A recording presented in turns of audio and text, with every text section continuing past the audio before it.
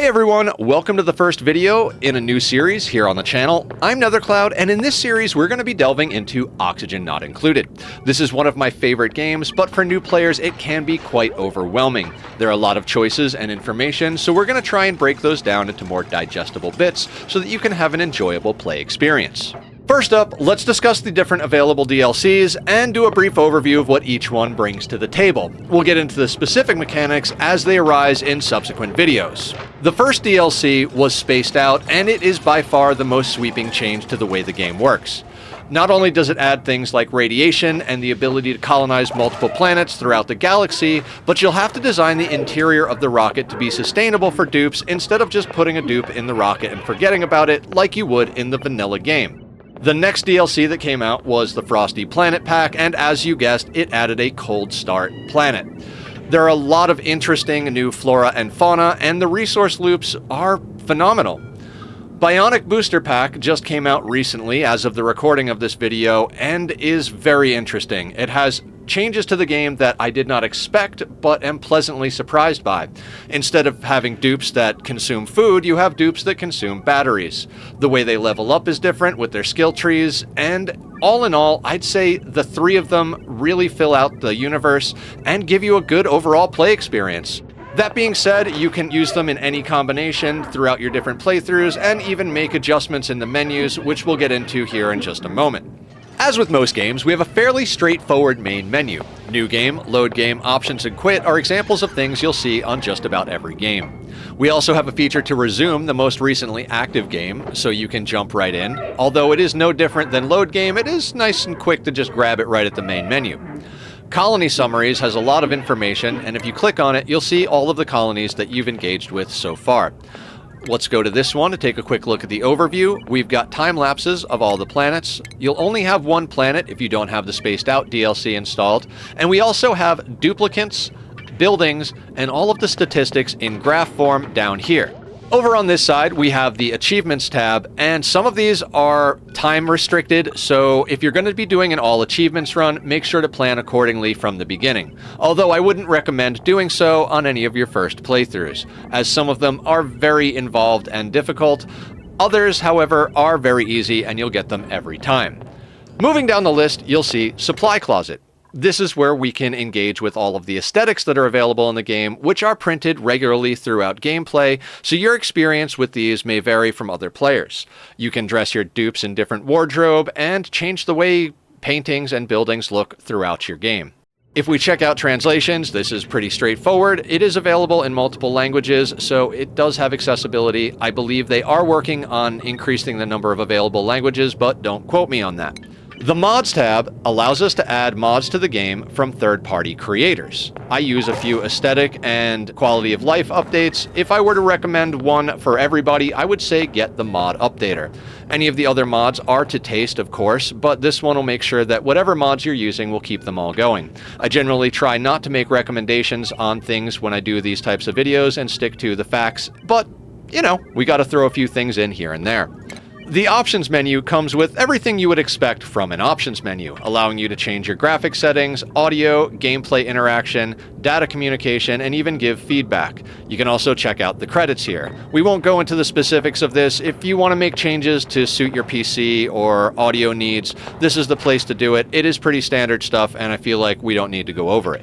In classic NetherCloud fashion, I managed to misplace one of the small clips in here, so here is future Nether coming in to fill in the gaps. We were discussing the ways to turn on and off the different features of the DLCs, and we're starting out with flipping this switch over here on the Spaced Out DLC. When you do, you'll get a menu. Oxygen Not Included. The game will need to restart in order to enable the Oxygen Not Included base game. And you'll just click OK, and the game will reload into the next menu. As you can see, the background has changed and the main menu has moved over to the right side of the screen. In addition to that, below the Spaced Out logo, you'll see that the switch has now turned red, indicating that it's no longer enabled. The way you enable and disable features of the Frosty Planet Pack and the Bionic Booster Pack is within menus when we click on New Game, so we'll get into that right now after we turn the Spaced Out DLC back on. I want to make sure that I can go over all of the features, not just the ones from vanilla, and since they're all available in the Spaced Out DLC, we're going to do it from that menu. Now that we've gone over the main menu and discussed the available DLCs, let's sink our teeth into something a little bit more substantial and finally click that New Game button. When we do, we're presented with a game mode choice between survival and no sweat, which more or less boils down to easy or hard. Although it's more like easy and medium because there are sliders to fine-tune your experience when we get to later menus, but we'll go over that when we get to it. For now, let's click survival. After doing so, you'll be presented with the additional choice of asteroid style. Since we're playing with the Spaced Out DLC enabled, we have 3 choices: Classic, Spaced Out, and the Lab. If we don't have the Spaced Out DLC enabled, we'll be presented with 2 choices: Standard and the Lab. Whereas Standard, Spaced Out, and Classic are all randomly generated experiences, the Lab is a static map allowing you to approach the same set of circumstances from a different playstyle. Now let's take a look at the choices that we have in front of us other than the Lab. When choosing Classic, your planetoids will be much larger, but you'll still be able to engage with the spaced out content of going to other planets, starting multiple colonies, and all of the other mechanics that it brought to the table. When choosing the spaced out version, the planetoids will be substantially smaller and the resources will be more spread out. This means that you'll be forced to engage with the mechanics a lot more than if you were to choose its classic equivalent. Let's choose the spaced out one, because the next choices really don't matter as far as which version you choose. Now this menu is where that overwhelming feeling that we discussed at the beginning of the video is really going to start to kick in for new players, but don't worry, it's actually a lot more simple than it looks at first glance, but there are a lot of options to go over, so let's start up at the top and just take it slow. This is where you're going to be selecting the starting planet. You have a lot of options, starting with the Tyrannia cluster planet, which has ideal survival chance. This means that you're likely to just have everything available to you on the planet. You won't have to go crazy getting to other planets or engaging with late game resource loops in order to provide yourself with the necessary things to survive. It should be fairly straightforward and is really ideal for starting players. You'll notice that the Frosty Planet Pack is moderate, and as we go through, we have ratings from ideal, likely, moderate, all the way up to slim. I definitely recommend starting here. It's where most players start and is definitely going to give you the best chance at learning the game. What we have down here is a list of modifiers or traits for each of the planets. The first one doesn't actually have traits. It's so that you're guaranteed to have that ideal starting situation, but subsequent ones will have the modifiers. The modifiers are, however, available on all of the close-by planets. This is more or less a breakdown of the closest planets, whereas this gives you a brief overview of what each one will have. These modifiers can be good or bad, depending on if you want to make the game a little bit more easy, or if you want to give yourself an additional challenge. Metal Rich is a phenomenal one for starting players, and anybody who wants a little bit of easier time going. You'll be refining a lot of metal through the course of playing the game, and Metal Rich means you're going to have plenty of supplies, so if you wind up doing wasteful things, you've got a little bit of a buffer, and you won't dig yourself into a hole. There are metallic caves, radioactive crust, crashed satellites, and all of these do different things to the gameplay, and I just recommend clicking this reroll button up here, checking them out. They do have these little mouse over descriptions. This world has a lush forest core.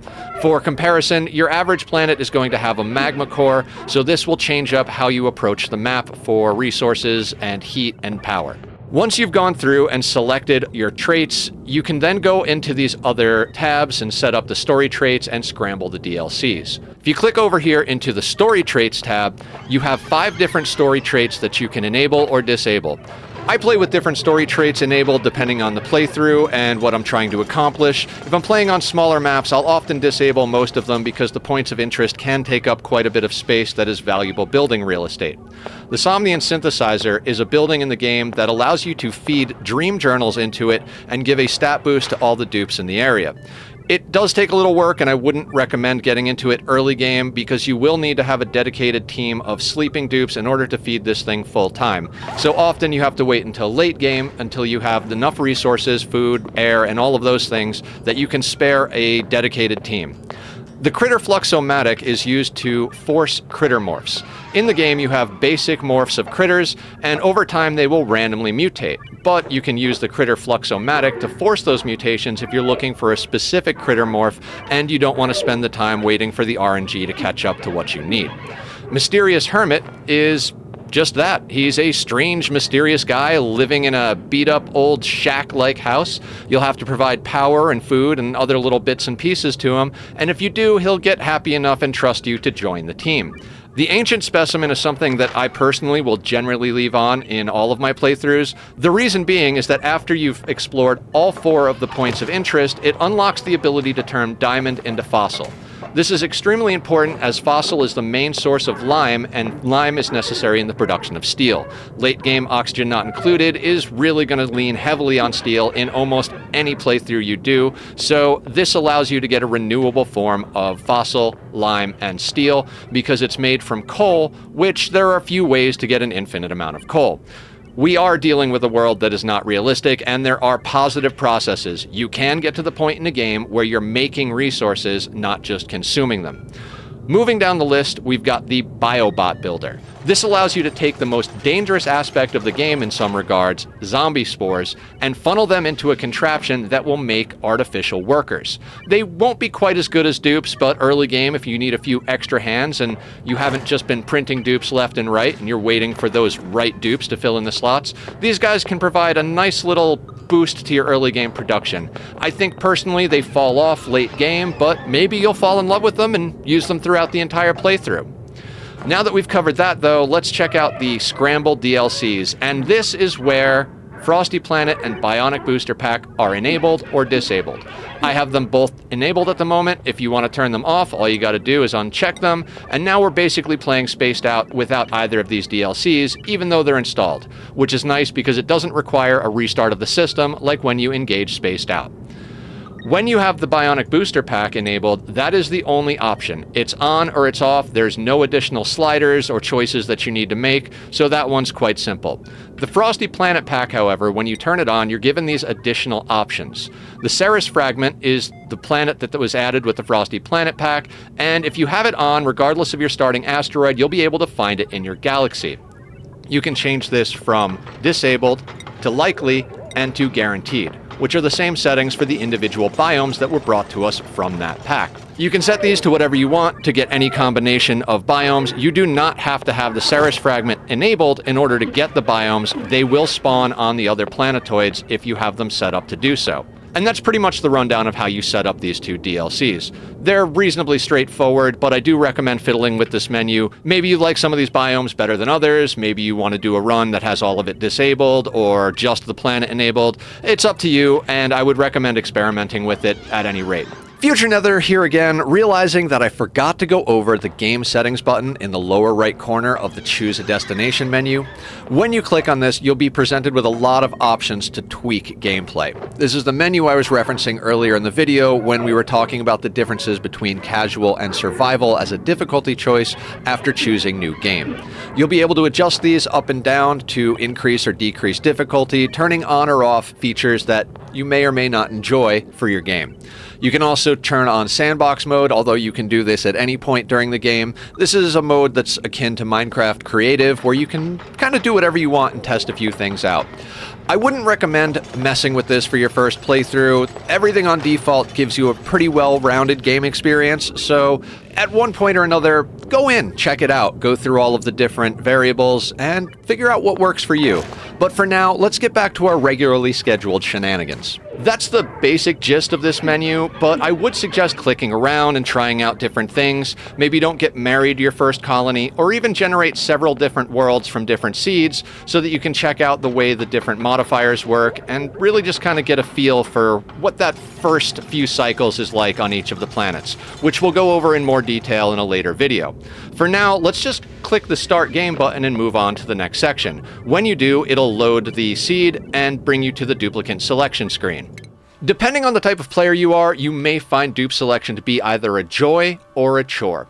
Many players, myself included, enjoy crafting that perfect team to take us through the early and mid game, and others just get bogged down with so many choices, interests, and traits that they can't make a decision. Option paralysis can be a thing when selecting your starting team. One of the things I absolutely love about the duplicant selection menu here that other colony builders don't have is the ability to pick the specific type of dupe you're rolling for. Oftentimes you'll have something in mind that you want, like a digger or a builder or a researcher, and if you click on the random tool here, you might wind up with a farmer or a rancher, so this allows you to really hone in on the specifics of your team. There is a bit of a meta when it comes to selecting dupes, which we'll do a quick little rundown of here, but if you're just starting out, don't worry too much about picking the perfect team on your first playthrough. It's very likely you're going to be starting a lot of different colonies, and you have plenty of time to get to that meta gamer spot if that's what you want to do. If, however, you're looking for a few tips and tricks to put together a good starting team, one of the things you're definitely going to want is a solid researcher. In order to progress through the game, you're going to have to move up through the tech tree to unlock new buildings and technology so that your dupes can build bigger and better things. What I look for personally in a researcher is someone who has interest in researching and machining. I generally have my researcher prioritized to do research, and then if they're not researching, early game they're going to be running on a manual generator to make power so that they can continue researching. When selecting the dupes, make sure that you check out the traits. Generally speaking, the green ones are good and the red ones are bad, but like everything else, it depends on what you're going for and how you like to play. There are some greens that I don't like, and there are some reds that can actually make the game more interesting and fun. The other thing to take into account is the stress and overjoyed responses down here. When they get stressed out from being overworked and not having enough morale, this is what they'll do. Gosman here is a vomiter. So is Stinky, and Steve over here is an ugly crier. The overjoyed response is on the opposite end of the spectrum. When they're super happy, they'll do fun things, and these can have a positive impact on the dupes around them. Getting back to team selection, however, the next thing you're going to want is a digger and a builder. You can put those on separate dupes and roll a digger and a builder and call that gravy, moving right into the start of the game. What I like to do is pick one dupe and roll someone who can do both digging and building. You can build skills, but you can't create additional interests. So if you can get an interest in both digging and building on a single dupe, that dupe can level up to be quite powerful late game, even though they might be a little slow to the start because their stats are a little bit lower. Next up on the list in the third dupe slot, if you're not spreading out your digging and building, is either a farmer or a rancher or some combination thereof. For the third dupe, my golden goose is always someone who can do ranching and agriculture, with a bonus if you can get a dupe with cuisine. Researcher, digger, builder, farmer, rancher, cook. Those are going to be your 6 main dupes. Additionally, beyond that, you're going to look for someone who can do doctoring and someone who can do decorating, both of which are generally skills that we can grab later game. They're not necessary right at the beginning. It's unlikely that you're going to be able to roll all god dupes unless you're willing to spend lots of time doing so. I have in the past just grabbed someone who has a few of the traits and moved on because you don't always want to spend a lifetime getting the perfect team. Although more often than not I do. It's up to you how you want to play that. The other things to take into account on this menu are also, if you have the Bionic DLC installed, you can switch to Bionic dupes. They will roll randomly as you're rolling through dupes, but if you want to guarantee it, you can do it in this pull down over here. Bionic starts are going to be substantially different than a standard duplicant start, and you can do mixed starts to get a middle ground between the two.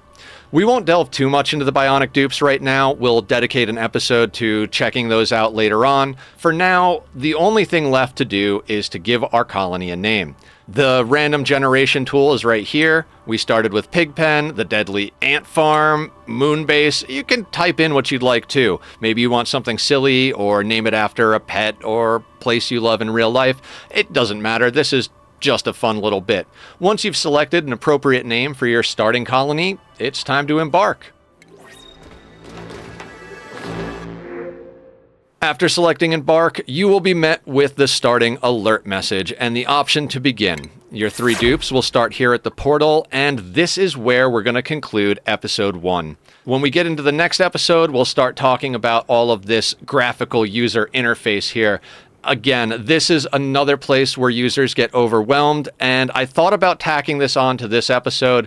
but it is running a lot longer than I thought it would originally, and given the amount of overlays and menus and commands that are necessary to play the game, I think devoting an entire episode to that is the best course of action. So that will be our next episode. I've had a great time making this video. I hope you've had a great time watching it. Take care of yourselves out there and be well.